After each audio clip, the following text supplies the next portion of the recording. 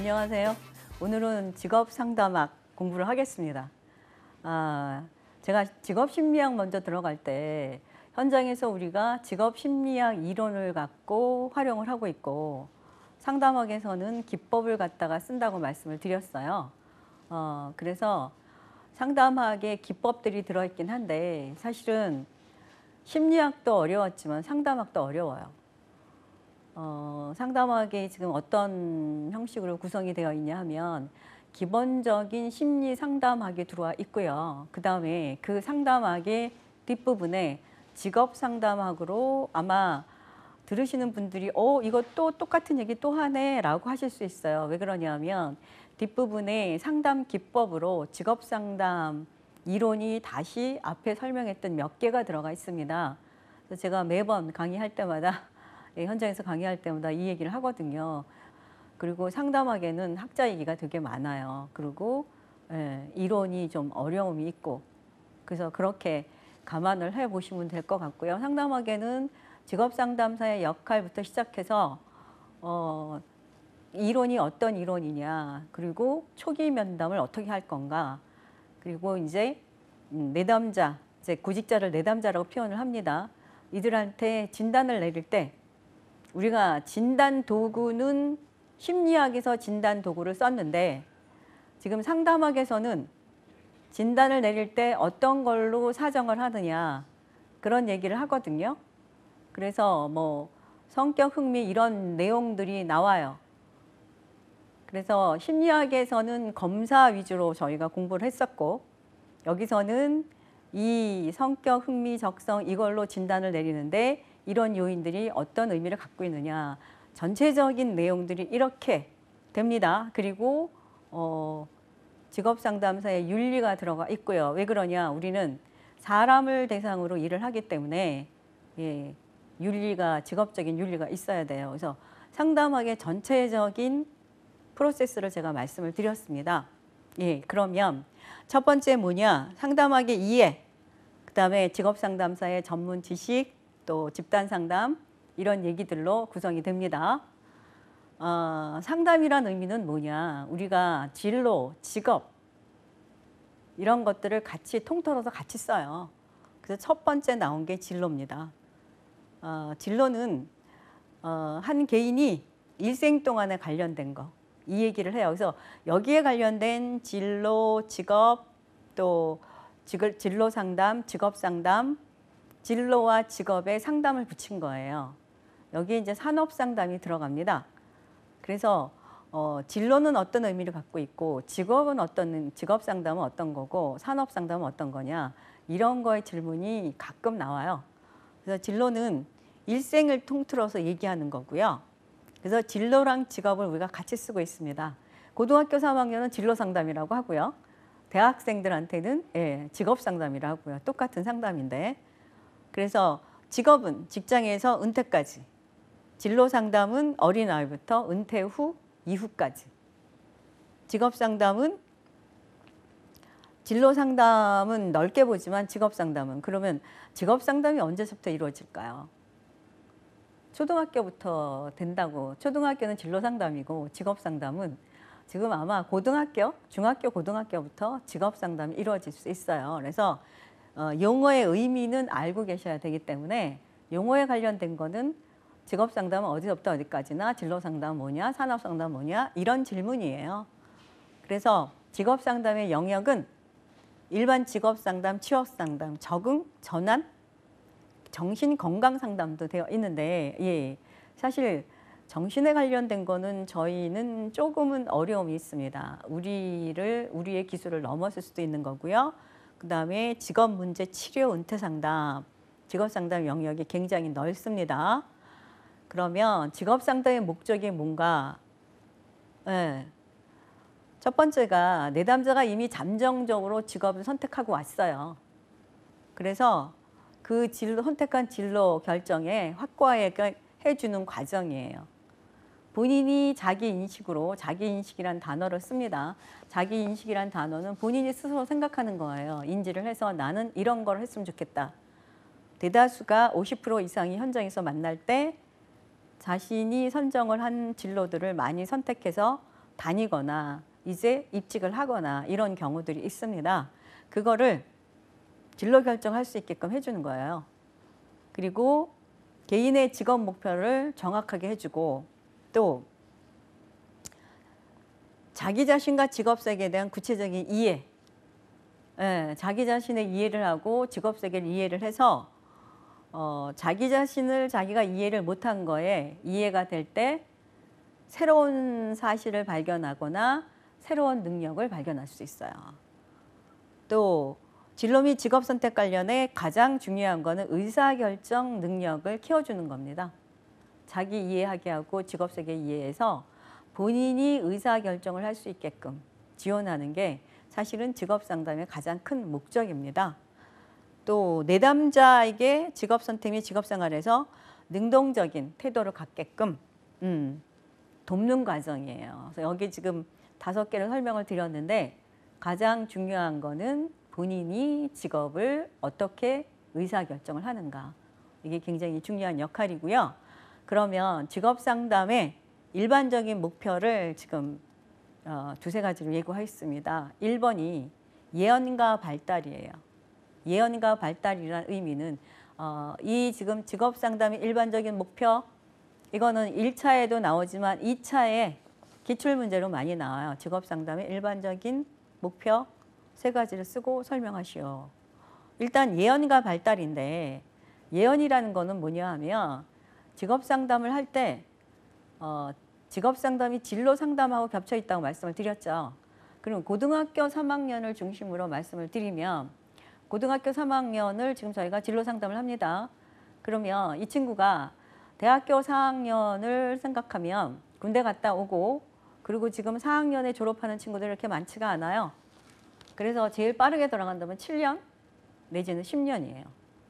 그러면 우리가 직업 상담을 해줄 때 7년 내지 10년 후에 그때 노동시장에 들어가는 친구들한테 직업 상담을 하기 때문에 지금 바로 직업을 선택하는 것보다 그때 10년 후에 적어도 8년 내지 10년 후에 직업을 선택해서 들어갈 때 노동시장의 흐름을 읽어야 되고 이 직업을 선택하라고 했을 때 이 직업이 사양길에 들어가 있으면 안 된다라는 거예요.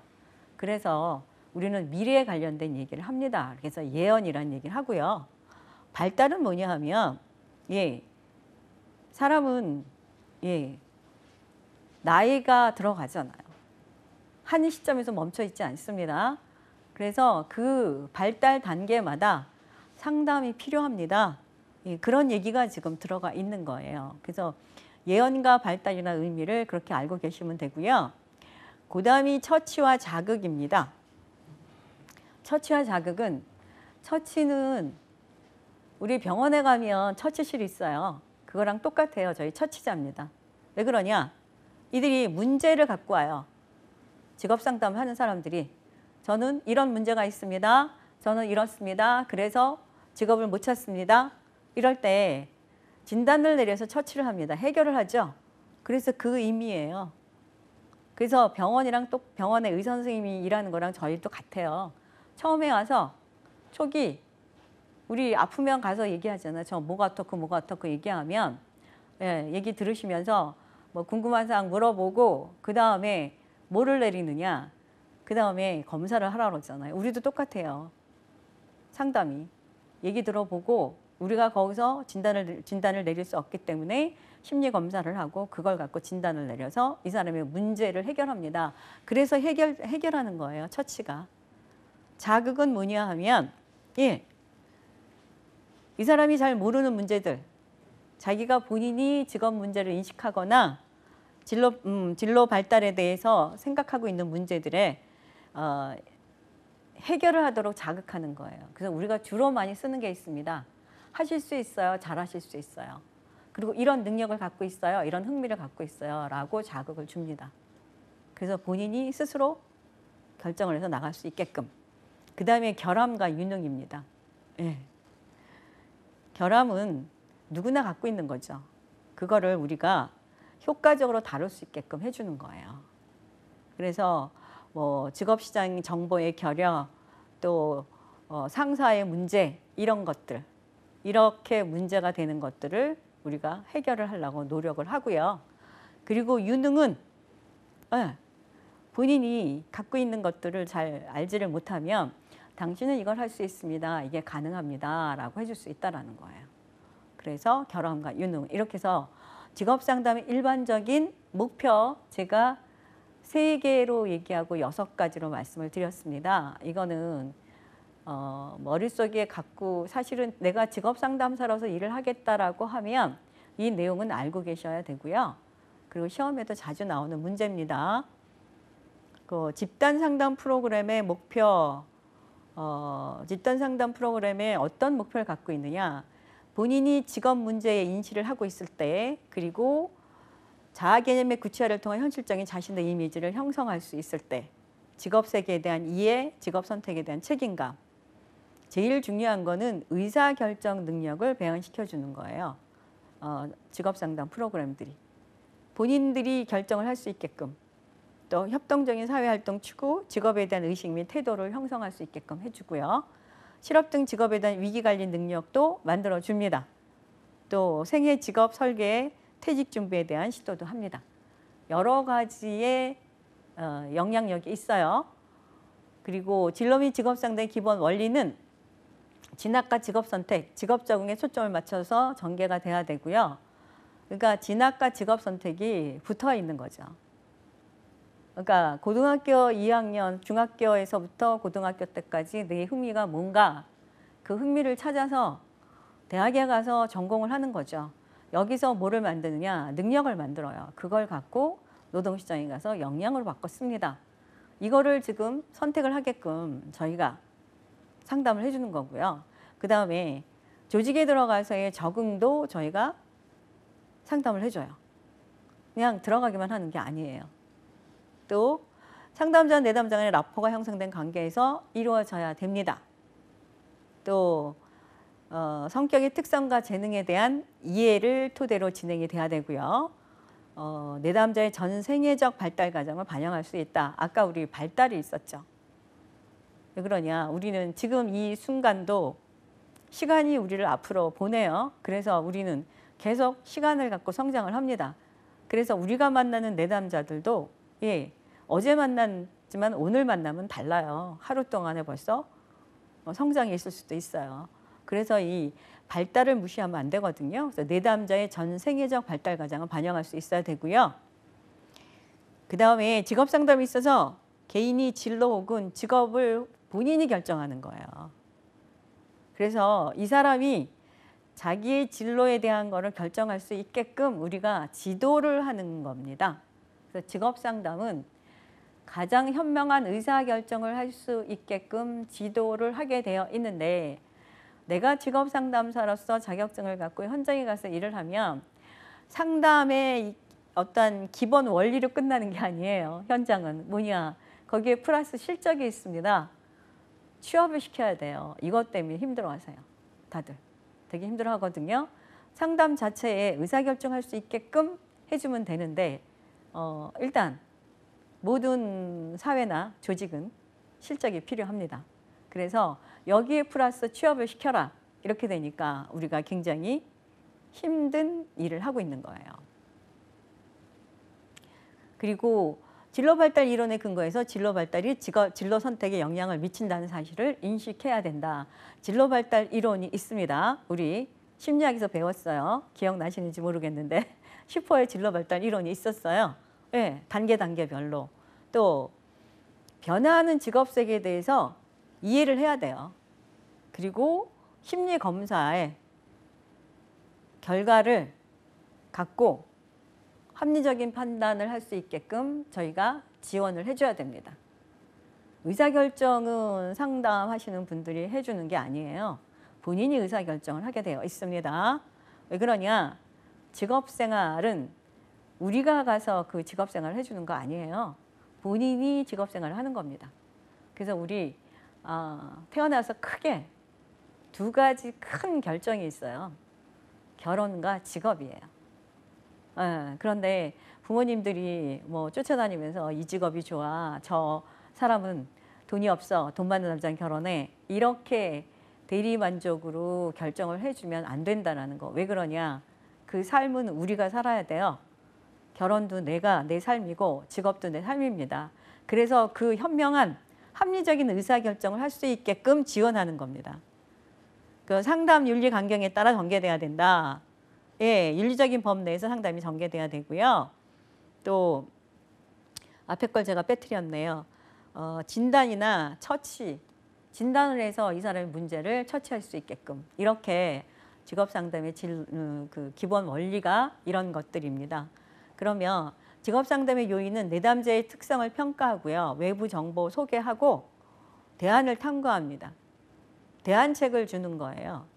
대안책을 우리가 주는 것보다 본인들이 내담자들이 벌써 알아요. 어디서 하느냐?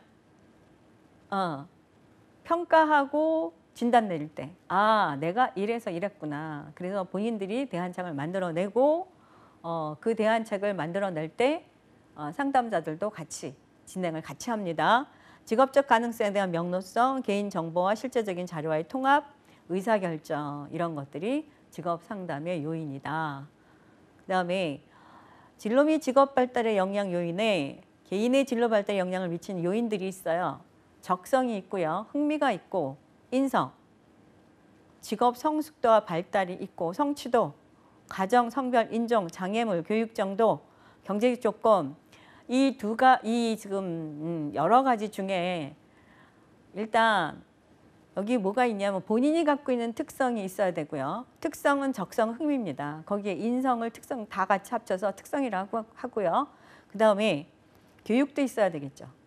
그 다음에 본인이 생각하는 진로 성숙도, 직업 성숙도가 있어야 됩니다. 그게 없으면 우리가 암만 상담을 해줘도 선택을 못해요. 이들이 성숙되어 있지 않으면.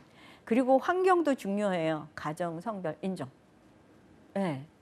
우리가 태어나면 두 가지 환경이 주어져 버려요. 우리 선택 못합니다. 그게 뭐냐 하면 어느 부모의 자녀고요. 대한민국 국민입니다. 그래서 우리가 나이가 들면서 성장하는 게 두 가지로 저희를 성장시켜요. 하나는 환경과 학습이. 그래서 나이가 들면 이제 제도권 안에 들어가서 공부를 하기 시작하고요. 졸업을 하고 나면 사회에 들어가는데 사회에서도 우리가 공부를 해요. 그게 사회적 학습이라고 우리 심리학에서 배웠죠. 예. 그래서 지금 그 내용을 지금 얘기를 하고 있습니다. 그리고 청소년 진로 발달에 영향을 미치는 요인들이 있어요. 예, 이거 자주 나와요. 시험에. 지금 빨간 걸로 다 해놨습니다. 가정적 배경, 이거 환경입니다. 그 다음에 친구, 예, 학교와 친구 집단, 그리고 성 역할, 예, 그리고 일에 대한 경험. 이런 것들이 본인의 청소년의 진로 선택과 진로 발달에 영향력을 되게 많이 미칩니다. 그래서 지금 우리 아르바이트 하는 사람들 경험을 하기 위한 거. 요새 왜 TV에서 그 홍보 광고나 보신 거 아마 있으실 거예요.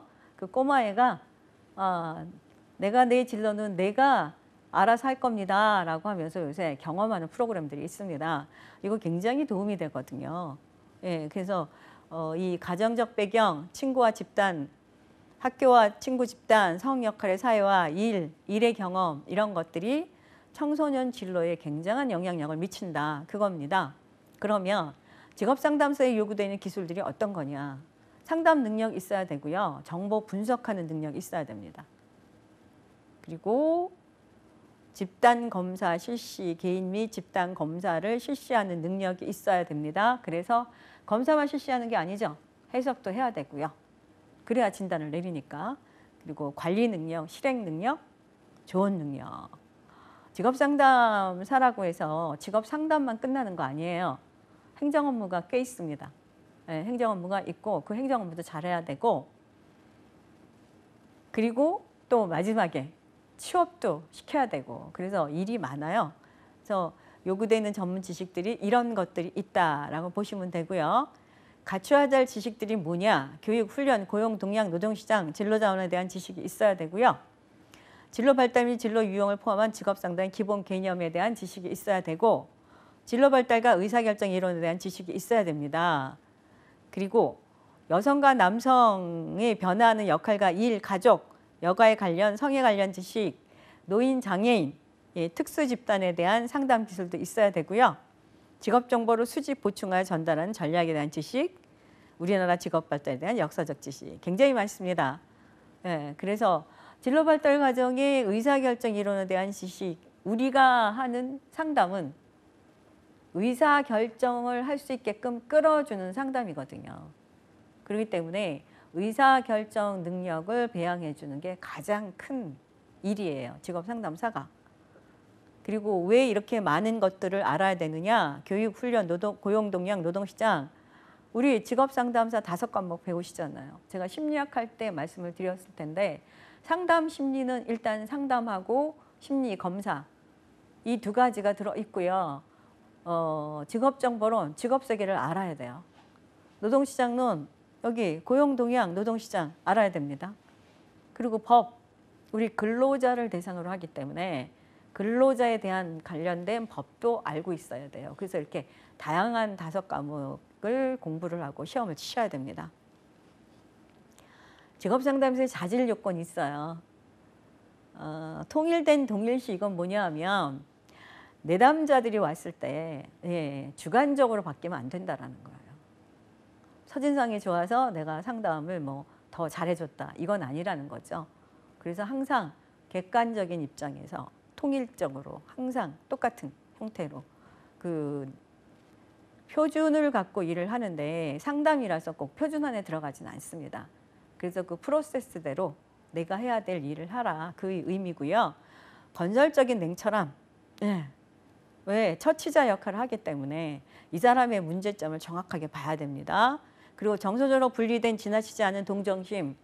상담은 동정심이 아닙니다. 그래서 여기 통일된 동일시란 단어가 들어와 있고요. 객관적인 입장에서 상담을 해야 되고 여기에 동정심 갖고 있으면 상담 진행이 안 돼요. 그래서 저 사람은 너무 그래 이런 마음 가지시면 절대로 안 되고요. 그리고 순수한 이해심을 가진 신중한 태도, 도덕적 판단, 두려움이나 충격에 대한 공감적인 이해력. 왜 그러냐? 이들은 다 문제가 있는 사람들이 오는 거거든요. 근데 이제 결정의 문제가 있어서 와요. 결정의 문제는 왜 그러느냐? 나에 대해서 모르고 직업색에 대해서 모르고 모르는 게 많기 때문에. 그런데 정신적으로도 힘든 분들이 있어요. 그래서 그런 얘기들도 나옵니다. 그런 거 우리가 좀 두려워하지 말고 공감적 이해를 해야 된다. 이런 얘기를 지금 내놓습니다. 또 직업상담사의 역할이 있어요. 일단은 상담자 역할입니다. 2번째가 정보 분석자예요. 직업정보를 수집, 분석, 가공, 관리 및 활용에 위한 정보 축적. 우리 직업정보론에서 배우셨어요. 그런데 우리가 현장에서는 정보 분석은 하는데 가공을 하거나 이런 거는 안 합니다. 그래서 정보 분석을 해야 돼요. 왜 그러냐? 이 정보가 이 사람한테 맞나 안 맞나 이거는 보고 정보 제공을 해야 되겠죠. 그다음에 검사 도구 해석자. 검사 해석을 해야 진단을 내립니다. 이 사람의 문제점을 검사 결과를 갖고 해석을 해서 이 사람이 이런 문제가 있어. 이런 거야 라고 해줘야 된다는 거예요. 그래야 이 사람의 문제점을 해결을 해요. 해결을 처치를 받고자 오는 거잖아요. 직업상담사니까 내가 지금 어떤 문제가 되는 거 네가 해결할 수 있지? 그러고 오는 거죠. 그래서 처치자입니다. 직업문제 처치자. 그래서 검사를 갖고 진단을 내려서 이런 경우죠. 저는 흥미가 잘못된 거를 선택한 것 같아요. 전공이 안 맞아요. 그러면 검사를 해서 검사 해석을 하고 보니까 지금 문제점이 실제로 나온 흥미랑 지금 다른 쪽 흥미를 갖고 있네요. 이렇게 해서 이쪽 흥미로 직업을 찾거나 이렇게 해야 된다라고 해결을 해주고 처치를 해줘야 됩니다. 그래서 그 얘기입니다. 그 다음에 조언자입니다. 상담에서 거의 조언을 하죠. 그렇다고 뭐 설득 기법을 쓰긴 하는데 이렇게 해라라고는 할 수는 없어요. 왜 그러냐? 의사결정은 그들이 하는 거라서. 그래서 이런 방향으로 끌고 가세요. 이런 방향으로 하세요. 라고 할 수밖에 없고요. 또 직업지도 프로그램 개발자. 다양한 직업지도 프로그램들이 있습니다. 이거 전문적인 영역을 갖고 직업지도 프로그램 개발을 할 수 있고요. 또 지원자입니다. 예, 직업상담이 직업적 프로그램 실제 적용 및 결과 평가를 위한 프로그램을 보완하고 여러 가지를 지원하고 끌고 갈 수 있는 얘기들. 협의자, 직업정보 생산기관 및 단체들과 유기적인 협의관계를 구축하고 유지해요. 그래서 이 협의자 역할도 잘해야 돼요. 현장에 가면 직업상담사로 일하실 때 보면은 구인구직 만남의 행사들이 있어요. 그럴 때는 이렇게 지역의 기관들하고 단체 기관들하고 협의를 많이 하셔야 돼요. 그래야 취업을 잘 시킬 수 있어요. 그다음에 관리자입니다. 행정을 제가 해야 된다고 좀 전에 말씀드렸죠. 예, 그래서 정보 수집하고 상담실 관리하고 업무 관리 통제, 우리 현장에 들어가면 행정 업무가 꽤 많아요. 보고하는 행정, 또 상담 일지 작성하는 거, 예, 많습니다. 그래서 이 관리자의 행정도 해야 되고요. 그다음에 연구 및 평가자. 예, 공부하시는 분들이 되게 많으세요. 그래서 연구도 하고 또 평가 기관에 들어서 평가를 하는 분들도 많습니다. 직업 상담사들이. 그래서 역할들이 이렇게 10가지로 내놨습니다. 그러면 직업 상담사로서의 역할이 뭐냐? 구인구직 상담하고요. 진학 상담하고 또 진로 경로 개척 상담, 직업 적응 상담, 전환 상담, 은퇴 상담 많습니다. 이거는 그냥 쭉 읽고 지나가셔도 돼요. 왜 그러냐? 상담이 여러 가지 상담이 있기 때문에 이걸 일일이 외우실 필요는 없어요. 이런 상담도 있고 이런 상담도 있고 이런 상담도 있다라고 보시면 되고요. 직무 내용이에요. 그래서 상담의 목적과 상담자, 내담자의 역할을 확인한다. 내담자가 어떤 상담을 하러 왔는가 이거 확인을 해야 돼요. 이 사람은 그냥 내가 의사결정하기를 바라는가 아니면 취업을 시켜주기를 바라는가 이런 거를 봐야 되고요. 또 특수한 상담 기법을 통해서 내담자가 문제를 확인하도록 한다라고 되어 있는데 저희는 현장에서는 특수한 상담 기법은 사실은 쓰지를 못해요. 그냥 특성이원 이론으로 상담을 하고 있는데 일단은 공부를 더 하면 특수한 상담 기법을 갖고 활용을 할 수 있습니다. 또 직업선택이 근본적인 관심이라면 직업상담 실사를 확정한다. 또 의사결정 틀을 설명한다. 좋은 결정을 가져오기 위한 예비행동을 설명한다. 내담자가 충분한 동기를 가지고 있는가를 확인하고 확정하고 확인하고 왜 그러느냐. 동기부여가 있어야 상담 진행이 잘 돼요. 그리고 대안을 만들 수 있도록 대안책이 뭔가를 확인을 해야 되고요. 내담자가 원하고 윤리적으로 적절한 부가적 대안을 확인하고 내담자에 관한 모든 정보를 종합한다라고 돼 있어서 저기 빨간 걸로 해놓은 글씨체가 기출문제에 나왔던 거라 이것도 직업상담이 어떤 거다라고 생각해서 보시면 직업상담사의 역할, 직무 내용들이 다 이 안에 들어있어요. 그래서 이것도 읽고 이런 일들을 하는구나 라고 생각하시면 될 것 같아요. 또 내담자에 관한 부가적 정보를 종합한다. 그리고 내담자에 관한 정보를 제시하고 또 그 확인된 대안에 대한 장단점 내담자에게 설명하도록 한다. 이건 뭐냐 하면 심리검사를 통해서 내담자한테 확인되는 장단점이 있습니다. 그래서 이렇게 대안을 찾아 들어갈 수 있다. 이런 얘기도 해줘야 된다. 또 내담자가 대안을 평가하도록 한다. 이런 대안이 가능하냐라고 물어봐 줘야 되고요. 그리고 가장 가망 있는 대안에 대한 부가적 정보를 얻고 또 대안을 실행하도록 하고 만족도 대안이 만족스러운지 그리고 상담 관계를 종결한다. 지금 직무 내용에 관련된 얘기가 다 들어가 있는데 18가지입니다. 이런 내용들이다. 제가 간단한 건 설명을 했고 다른 것들은 그냥 읽고 넘어갔습니다. 그래서 여기도 기출되는 문제들만 보시면 될 것 같아요. 여기 이제 일반적인 직업상담 5단계가 있어요. 이런 거는 1차, 2차에 자주 나오죠. 일반적인 직업상담 5단계에 대해서 쓰고 설명하시오. 2차에서는 이렇게 나오고요. 일반적인 직업상담 5단계 맞는 걸 찾아라, 틀린 걸 찾아라 이렇게 나올 수 있습니다. 처음에 관계 형성 구조화예요. 처음에 내담자가 오면 관계 형성이 라포 형성입니다. 친해진다는 얘기예요. 친해져야 자기의 문제점을 얘기하죠. 그죠? 그래서 관계 형성 구조화입니다. 그리고 관계 형성과 구조화인데 구조화는 뭐냐 하면 상담이 지금 우리는 직업 상담이 1회기로 넘어갈 수 있는데 직업 상담사 자격증을 따갖고 현장에 들어가시면 4회기까지 상담을 하세요. 그래서 첫 회기에 이 상담이 어떻게 진행이 되고 몇 회기까지 가고 상담을 할 때 어떻게 하는 진행 방법, 내용들이 구조화입니다. 예, 그래서 4회고 1회 땐 뭐하고 2회 땐 뭐하고 내담자가 어떤 과제가 나오면 과제를 실행해야 되고 뭐 이런 얘기들이 다 있어요. 시간 약속 잘 지켜야 되고 상담 시간은 50분이고 이런 얘기들이 이 구조 안에 다 들어 있습니다. 그래서 1단계가 그런 얘기를 하고요. 2단계가 진단 및 측정이에요. 진단은 뭐를 하느냐? 표준화된 심리검사를 이용해서 여기 지금 흥미, 가치, 적성, 개인적, 특성이라고 했어요. 우리 심리학에서 특성이란 걸 배웠죠. 그래서 그 특성에 대한 거, 그거를 지금 진단하는 거예요. 그리고 의사결정하는 방법, 이런 것들을 다 찾아낼 수 있습니다. 검사를 갖고 이 사람의 의사결정을 어떤 방식으로 하는가.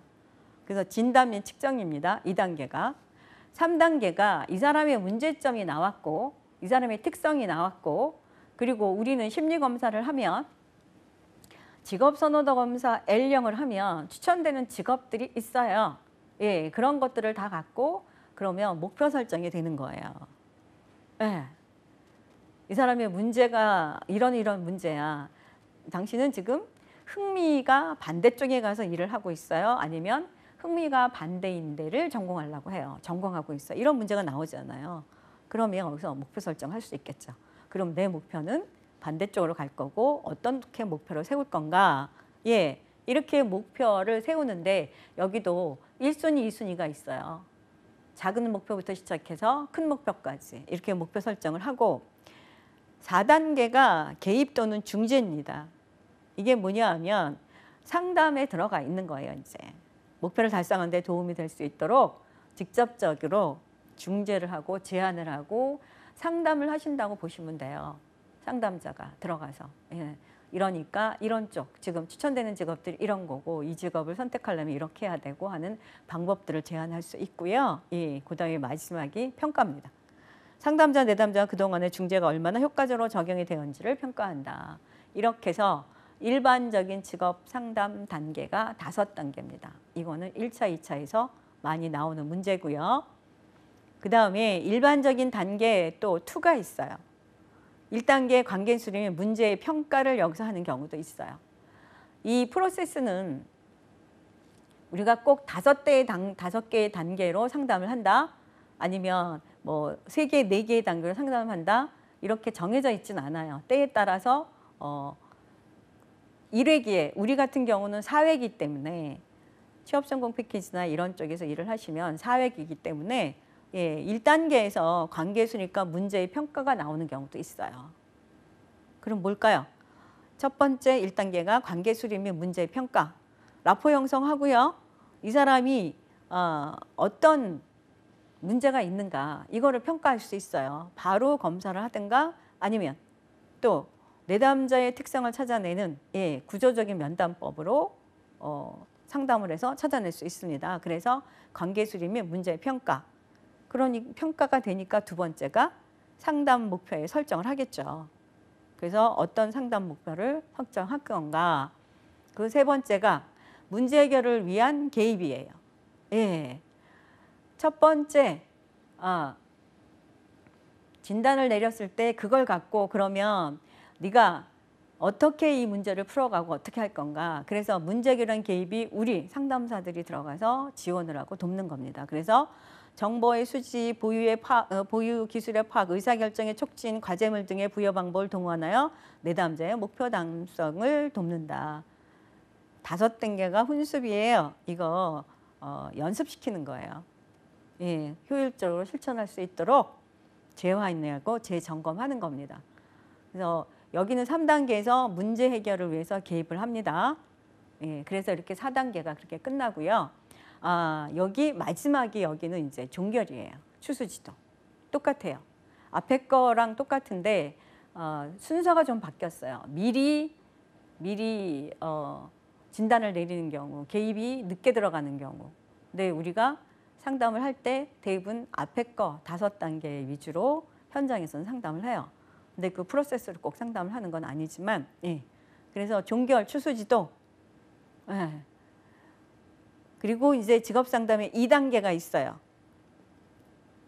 그래서 이제 상담에 관련된 얘기를 지금 여러 번을 걸쳐서 설명을 드리는데, 이게 이제 세분화돼서 들어가는 거예요. 그래서 시험 문제에 나오기 때문에 여기서도 말씀을 드립니다. 직업 상담의 2단계는 뭐냐 하면 내담자의 목적 및 문제 확인 명료화 상세화. 이게 뭐냐 하면 내담자가 자기가 문제점이 있는 거를 얘기를 하잖아요. 그러면 그 문제가 뭔가를 갖고, 예, 그 문제를 확인을 하고 명료화를 시키는 거예요. 그래서 여기에 뭐 1단계 들어가기, 내담자 정보 수집하기, 내담자 행동 및 이해하고 가정하기. 이 내담자 행동 이해 및 가정하기는 내담자가 와서 얘기할 때, 들을 때, 이 사람은 지금 흥미가 반대쪽 흥미를 갖고 있나 보다. 이게 우리의 가정이거든요. 그러면 이 사람은 흥미가 잘못될 수도 있어. 그리고 우리가 궁금하면 물어요. 혹시 전공은 잘 맞나요? 왜 그러냐? 이 사람이 지금 흥미 반대쪽으로 일하는 것 같으니까 전공 선택도 어떻게 했을까? 이게 궁금하잖아요. 그럴 때 물어보면서 가정을 하나 만드는 겁니다. 그 2단계에는 뭐냐면 목적 및 문제 해결이에요. 그래서 이 사람의 직업 목표 행동 계획 발전시키기, 사용된 개입의 역량 평가하기. 그래서 직업 상담 2단계, 1단계와 2단계는 문제 해결하는 것만 지금 하고 있어요. 왜 그러냐? 이것도 직업 상담 2단계의 상담 단계에 대해서 맞는 걸 찾아라, 틀린 걸 찾아라 나와요. 그리고 2차에서 직업 상담 2단계, 1단계, 2단계에 대해서 설명하시오가 나옵니다. 그래서 여기 직업 상담 8단계가 있어요. 이거는 제가 그냥 읽고만 넘어갈게요. 준비와 시작을 합니다. 그리고 명료화를 시켜요. 예, 뭐가 문제 자체가 무엇인가 명료화를 시키고 구조화를 시킵니다. 아까 처음 시작할 때 라포 형성, 관계 형성하고 구조화를 한다고 그랬죠. 근데 여기는 3단계에서 구조화를 해요. 그래서 상담 목표, 제한점, 역할 이런 얘기를 하고요. 그 다음이 상담 관계가 심화가 돼요. 4번째. 5번째는 탐색을 하고요. 6번째는 견고화. 이건 뭐냐 하면 최선에 대한 방법, 행동을 확정해야 이를 실천인데 실진이라고 해놨네요. 실천해 나가도록 하는 단계다. 7단계가 계획 수립 및 검토예요. 계획을 잘 했느냐 검토하고 그리고 마지막에 종료입니다. 이렇게 8단계에서 상담 과정이 여러 가지 방법들이 있어요. 꼭 어떤 방법으로 일을 하느냐. 이거는 주어진 회기에 따라서 상담에 어떤 방법을 갖다 쓰느냐에 따라서 좀 다릅니다. 그러면 상담 과정에서 초기, 중기, 종결에는 뭐가 들어가는가 되어 있습니다. 이것도 시험에 나오기 때문에 제가 넣어놨어요. 초기 단계는 일단 뭐가 들어가느냐. 상담 관계 형성, 심리적 문제 파악, 내담자의 문제 평가를 하는 거예요. 그리고 구조화, 상담 목표 수립, 전략. 그리고 중기, 그러니까 초기 단계에 구조화가 되어 있고 그리고 진단을 내리고 목표 설정을 합니다. 그리고 중기 단계는 여기는 이제 상담자가 들어가서 상담을 해야 되겠죠. 해결해야 되는 것들. 내담자의 변화, 구체적인 시도, 문제 해결을 하기 위해서. 그리고 종결은 목표가 잘 됐나. 그리고 상담에서 그 종결 문제에서 제대로 이루어졌는가 뭐 이런 내용들이 들어가 있습니다. 그래서 이거는 한두 번 나왔던 거라 제가 넣어놓은 거라 제가 간단하게 읽고 넘어갔습니다. 상담의 구조화 및 라포 형성이라고 되어 있는데 상담의 구조화는 제가 조금 설명을 드렸어요. 그래서 간단하게만 얘기를 할 겁니다.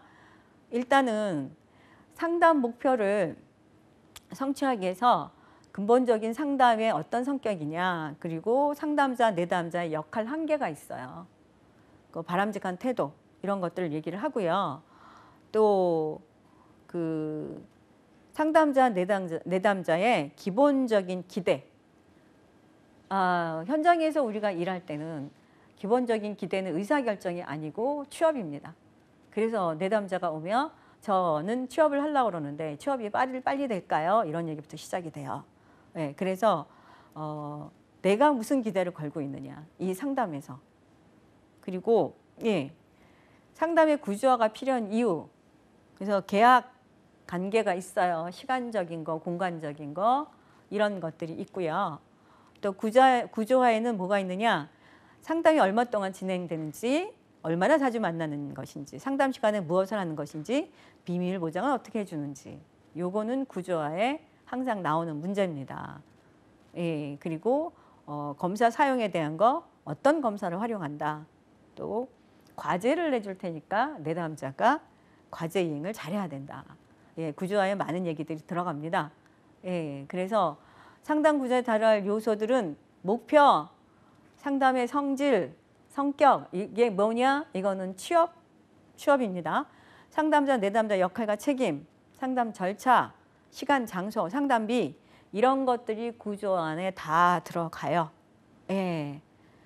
그래서 중요하게 이루어져야 될 것들, 지금 제가 계속 설명을 드린 것들이 내용이 들어있어요. 그래서 요거는 제가 넘어가겠습니다. 그 다음에 라포 형성이에요. 라포 형성, 관계 형성. 이건 초기 상담에서 이루어지는 거고요. 이 라포 형성이 제대로 이루어지지 않으면 상담 진행이 안 돼요. 친해져야 된다는 얘기예요. 근데 심리 상담이든 직업 상담이든 저희는 심리 상담은 아니고 직업 상담입니다. 근데 이게 친해져야 내 문제도 얘기를 하죠. 그래서 이 라포 형성이 중요하고요. 상담의 거의 50%를 차지합니다. 이게 친해지면 본인이 하고 싶은 얘기 다 하고요. 본인이 스스로 상담이 잘 따라와요. 그래서 그 얘기입니다. 상담 초기 접수 면접에서 이루어지는 것이다. 라포는 서로 믿고 존경하는 감정의 교류에서 이루어지는 조화로운 인간관계다. 이 라포 형성에서는 상담자, 내담자 간의 상호적인 책임을 전제로 한다라고 되어 있어요. 또 직업상에서 실직자의 불안감이 위축감을 해소시키기 위해서 먼저 고려되어야 됩니다. 왜냐하면 내가 실직자이기 때문에 얘기할 게 많은데 얘기를 못하는 경우도 있어요. 그러면 안 된다는 거죠. 그래서 라포의 형성 요인은 인간 존중의 가치관을 가지고 내담자를 대해야 된다라는 얘기랑 편안한 분위기, 그리고 이렇게 좀 기울이고 얘기를 해라, 그 얘기고요. 내담자 말에 공감을 해라, 그 얘기입니다. 또 내담자가 얘기할 때, 근로자가 얘기할 때 면박을 주거나 그러지 말라는 거예요. 그러면 거부 반응 일으켜요. 그리고 친절하고 따뜻하고 부드러운 태도를 취해야 된다. 그리고 아까 그 왜 동정심을 갖거나 은혜심을 갖는다라는 거 하면은 안 된다라는 얘기예요. 집단 상담이라는 게 상담에 직업 상담, 개인 상담과 집단 상담인데, 지금 제가 여태껏 설명드린 거는 그냥 직업 상담의 1:1 상담이에요. 여기에 이제 집단 상담이 있어요. 이거는 여러 명이 모여서 하는 상담을 집단 상담이라고 합니다. 그래서 여기는 우리나라 지금 고용노동부에서 만든 집단 상담은 구조화된 집단 상담이에요. 그래서 첫날은 뭐를 하고, 둘째는 뭐를 하고, 셋째 날은 뭐를 하고, 이렇게 정해져 있습니다. 그래서 10명 내지 15명 정도가 모여서 하는 상담이에요. 그래서 뭐를 하느냐, 여기서는 현실성을 검증하고 감정을 공유하는 거. 내가 제일 문제가 뭐냐, 그 문제 상대편이 이해하고 그럴 수도 있다, 이렇게 해서 공감을 해줍니다. 그래서 협력과 상호 의존성의 분위기를 극대화시키도록 해주는 거예요. 공동체 의식과 희망을 주는 집단 상담이 이런 것들이 있어요. 그래서 집단 상담에 대한 질문, 개인 상담과 집단 상담의 비교, 이렇게 해서 하면 이거는 10명 내지 15명이 같이 하는 거기 때문에 이런 공동체 의식도 있고 서로 협력하고, 이렇게 기억을 하시면 됩니다. 장단점이 있어요. 일단 장점은 여러 명이 하니까 경제적이에요. 시간도 단축되고, 또 개인이 좀 더 받아들이는 효과성이 있어요. 많은 사람들이 서너 명이 4~5명 내지는 거기에 대해서 이렇게 설명을 해주면 1대1로 상담하는 것보다는 훨씬 효과적입니다. 그리고 효과적인 집단에서는 언제나 개인 성장을 할 수 있습니다. 여기서 성장과 발달을 촉진할 수 있는데 단점은 뭐냐 하면 장점. 자신의 문제에 대한 통찰력을 얻게 돼요. 상호 교류할 수 있는 능력이 개발되고 동료들 간의 소속감과 동료의식을 발견시킬 수 있고요. 여기 중요한 게 직업 성숙도가 낮은 사람들이 집단에 들어가면 좋다. 그래서 이 부분이 시험에 자주 나옵니다. 단점은 뭐냐 하면 개인의 문제를 일일이 깊숙이 들어가 볼 수가 없어요. 그리고 비밀 유지가 어렵고요. 그리고 모든 집단들이 만족할 수 없습니다. 네. 그런 것들이 여기에 집단 상담의 단점입니다. 집단 상담의 크기는 6명에서 10명 정도인데 12명 내에서 15명까지도 해요. 근데 여기가 이제 이질성, 동질성, 구성원의 직업 성숙도 여기에 따라서 집단이 잘 돌을 수도 있고 집단이 우리가 보통 그 역동이 돈다고 표현을 하거든요. 그런데 그런 것들이 서로 동질성들은 잘 돌을 수 있지만 이질성들은 서로 잘 만나기가 어려울 수도 있고 그런 문제들이 있다라는 얘기입니다. 예. 그리고 이제 구성원의 성별로 나눠지는 경우도 있고요. 또 단일 구성으로 되는 경우도 있고요. 그리고 집단의 리더에 따라서 집단이 성공을 하느냐 못하느냐 예, 이런 것들도. 그리고 집단의 모임 횟수를 최소화하라라고 하는데 우리 지금 만들어진 그 구조화된 면담, 네, 이 구조화된 집단은 지금 보통 3~4회 정도 만나요. 예, 그렇게 해서 만들어진 겁니다. 그래서 이 집단의 중요한 고려사항을 지금 말씀을 드렸습니다. 또 신체 활동이 자유로운 크기가 좋다. 잡집단 장소. 또 비밀 유지. 예. 토의 내용에 대한 비밀은 유지되어야 된다.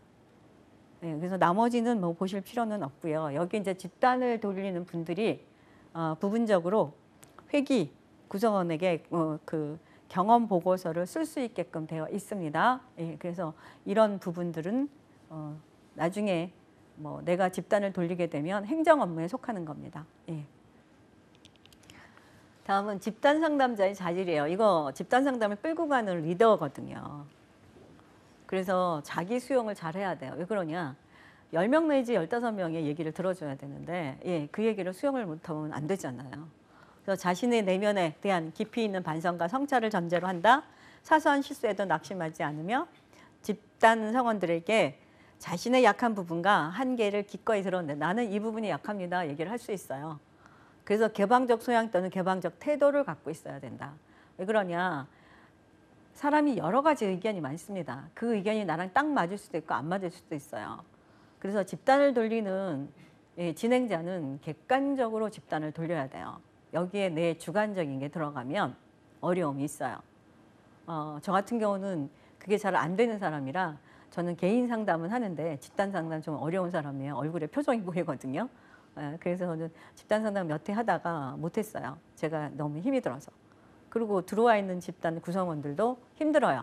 진행자가 그렇게 되면. 그래서 집단 상담의 그 진행자는 이런 자질을 갖고 있어야 됩니다. 그리고 공감적 이해 능력이 있어야 돼요. 뭐든지 들어주고 공감하고 이해하고. 네. 그리고 타인의 복지에 관한 관심도 갖고 있어야 된다. 이 얘기입니다. 자발적 모범을 보여야 된다. 왜 그러냐? 집단 상담을 돌리기 때문에 리더격입니다. 그래서 지금 집단 상담이 우리는 구조화된 집단 상담이라 그날의 프로세스가 있고 그날의 목차가 있어요. 거기에 맞춰서 그거를 정확하게 끌고 가야 집단이 잘 진행이 되고 효과성이 있거든요. 그래서 자발적인 모범 내가 스스로 그리고 이제 뭐 저것도 보여줘야 되고 어떤 그 롤플레잉도 해줘야 되고 하는 거기 때문에 이런 것들을 해야 된다. 그 다음에 뭐가 있어야 되냐? 또 유머 감각도 있어야 되고요. 이거 에너지가 많아야 됩니다. 집단 상담은 에너지 없으면 힘들어요. 또 새로운 경험, 창의력, 따뜻한 배려, 객관성, 질시성, 정직, 힘, 인내 이런 것들이 있어야 된다라고 지금 나와 있습니다. 집단 직업상담 과정에서 나타나는 5가지 활동 유형이 있어요. 네, 자기 탐색, 자기가 어떤 사람인가 탐색하게 돼요. 그 집단 안에 들어가면. 그리고 상호작용, 집단원들과 서로들 피드백하면서 서로들 상호작용을 합니다. 그래서 사실은 어떤 문제가 있거나 본인이 의사소통을 잘 못하거나 대인관계 하는데 어떤 기피성을 갖고 있으면 집단 상담에 들어가요. 그래서 거기서 그냥 아무 말만 하는 게 아니고 구조화된 거기 때문에 이런 내용에 대해서 얘기를 해봐라. 그러면 본인이 띄엄띄엄 얘기를 하더라도 다른 사람들이 고개를 끄덕거리고 들어주거든요. 그래서 이렇게 상호작용을 할 수 있는 기회가 돼요. 그리고 개인의 정보 검토 및 목표와의 연결. 집단 성원들이 자기 탐색이 다른 집단 성원들과 상호작용을 통해서 확보한 자신에 관련된 개인적 정보를 체계적으로 검토하고 자신의 직업적 목표와 연계한다. 이게 뭐냐 하면 서로들 발표를 하거나 이러면 같이 그 집단에 들어있는 사람들이 피드백을 해줘요. 그거를 본인이 잘 검토를 하고 직업 목표에 연결을 시켜라. 그 얘기입니다. 그리고 직업적 교육적 정보의 획득 및 검토. 각자 갖고 있는 것들이 다 다르잖아요. 정보도. 그러니까 그런 정보를 받을 수 있고요. 이런 것들이 결론은 뭐냐? 합리적인 의사결정을 할 수 있게끔 끌어가 준다. 이렇게 되는 겁니다. 그래서 집단 상담에 부처가 내는 집단 상담 3단계가 있습니다. 그래서 탐색 단계, 전환 단계, 행동 단계. 이거는 1차, 2차에 자주 나오는 거예요. 그래서 탐색은 자기 개방, 흥미, 전환, 자아상 피드백 간의 일치가 이루어지면 집단 성원들은 자기 지식과 직업세계 연결해서 2일과 3의 가치를 조사한다. 그리고 행동, 목표 설정, 행동 계획해서 의사결정에서 행동으로 옮기는 거. 그래서 탐색, 전환, 행동 이 3가지가 집단 상담의 부처가 내놓은 집단 상담 3가지 방법입니다. 그러면 지금 집단 상담에 대한 얘기를 많이 해드렸어요. 직업 상담사의 자질, 직업 상담의 목적. 근데 결국은 거의 같은 얘기를 제가 계속 설명을 드렸습니다. 같은 얘기들이에요. 직업 상담의 목적은 이건데 그러면 직업 상담사의 자질은 이 목적을 위해서 이런 걸 갖고 있어야 된다. 거기에 이제 일반적인 상담과 집단 상담 이렇게 지금 설명을 드렸어요. 그래서 여기 기출 문제가 뭐냐면 직업 상담 과정에서 내담자 상담자 간의 관계 형성에 도움을 줄 수 있는 조건과 가장 거리가 먼 것은 그러면 라포 형성입니다. 라포 형성에 뭐를 어떻게 그냥 친해져야 돼요. 그럼 어떻게 해요? 이 사람이 얘기하는 거 그냥 들어야 되고 무조건 수용해 줘야 되고 그리고 친화감을 형성하고 내담자의 문제 분석은 내담자가 이제 이 공감적 이해가 된 후에 그 이후에 내담자가 자기 인식으로 나의 문제를 내놓을 때 그때 내담자 문제를 분석하는 겁니다. 그래서 처음에 만나자마자는 관계 형성에 라포 형성을 해야 되기 때문에 무조건적인 수용이 필요하죠. 집단 직업 상담에 관한 설명으로 가장 적합하지 않은 것은 했어요.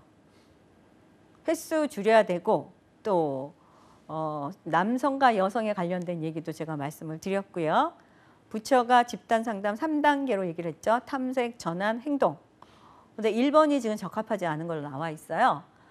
집단 직업 상담은 개인 직업 상담보다 일반적으로 직업 성숙도가 높은 사람들에게 더 효과적이다. 제가 강조했습니다. 직업 성숙도가 낮은 사람들이 더 효과적이다. 왜 그러냐? 많은 사람들한테 피드백을 받아요. 그 피드백을 그냥 지적질해가면서 하는 게 아니고 이렇게 했으면 좋겠다, 이렇다, 나도 그런 사람이다 라고 하기 때문에 직업 성숙도가 낮은 사람한테는 더욱더 효과적입니다. 그 다음이 직업 상담사 역할과 가장 거리가 먼 것은 했어요. 조언자 역할이죠. 자료 제공자 역할이고 또 기관, 단체들과 협의자 역할이죠. 내담자 보호자 역할 아닙니다. 내담자 보호자 역할이 아니고 내담자한테 조언하는 조언자 역할이죠. 그리고 대안책을 만들어내는 사람들이고, 예, 그래서 여기 정보 분석 여러 가지 지금 밑에, 그래서 내담자의 보호자 역할이 아닙니다. 상담자 역할이 아닌 것은, 이거 아마 이 시험이 나오면 시험 보는 분들이 내담자에게 적합한 직업을 결정해 주는 게 맞지 않나라고 생각하실 거예요. 근데 제가 의사결정할 수 있게끔 지원을 한다고 설명을 드렸죠. 직업을 결정해 주는 거는 본인들이 결정을 하는 겁니다. 그렇죠? 그래서 이 사람의 능력, 흥미, 적성 평가하고요. 직무 스트레스, 직무 상실 등으로 인한 내담자를 지지하고 또 내담자의 삶, 직업 목표를 명명한다라고 직업상담사 역할인데, 직업상담사가 직업상담만 하는 게 아니에요. 왜 이런 내용들이 들어있냐 하면 인생상담이 포함이 되어 있습니다. 제가 어디 가면 항상 하는 얘기예요. 왜 그러냐? 이 사람들이 살아가는 게 돈을 벌기 위해서 살잖아요. 돈을 벌어야 살잖아요. 그게 직업이잖아요. 이 사람의 인생 속에 들어있는 직업들이 이 사람의 인생입니다. 그래서 그 사람의 삶 자체를 우리가 이해를 해야 돼요. 그래서 인생 상담이라고 표현을 같이 했습니다. 직업 상담 목적에서 틀린 것은, 네, 여기 본인이 결정한 거에 대해서 확실하게 확인하는 과정이고요. 목표 설정해 주는 거고요. 그리고 능동적인 태도를 해주는 건데, 의사결정을 길러주는 거, 관련 의사결정을 길러주는 과정은 아니다. 예. 왜 그러냐면 의사결정을 길러주는 게 아니고 본인이 의사결정을 할 수 있게끔 지원을 해주는 겁니다. 예, 지금 직업 상담학 지금 첫째 시간인데, 여기 지금 상담, 직업 상담사의 자질, 또 1대1 상담과 집단 상담 기본적인 거를 설명을 드렸어요. 그래서 그 얘기들이 뭐 상담에 관련된 거가 직업 상담사가 하니까 일들이 다 겹쳐 있는 얘기들입니다. 예, 기본적으로 말씀을 드린 거고요. 이제 상담학의 이론을 다음 시간에 들어갈 거예요. 예, 공부하시느라 고생들 하셨습니다. 감사합니다.